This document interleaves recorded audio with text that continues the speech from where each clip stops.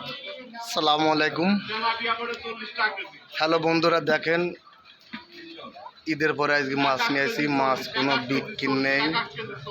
আমার ভাই রাজমল, দেখেন একটু টাটা দাও রাজমল, একটু টাটা দাও। ওকে, এই যে আমার ভাইয়ের রাজমল, এই যে আমার মাছ আছে, এই আমার মাছ আছে। এখন কি করবো, কিছু করার নেই, বেচা কিনা ভালো না।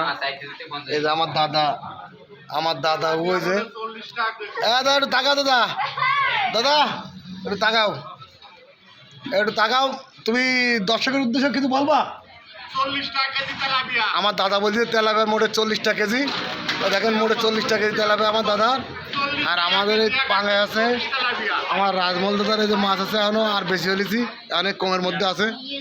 তা ঠিক আছে, সবাই ভালো থাকেন, আসবেন আমাদের বাজারে, একদম কম মূল্যই দেওয়া হবে মাছগুলো।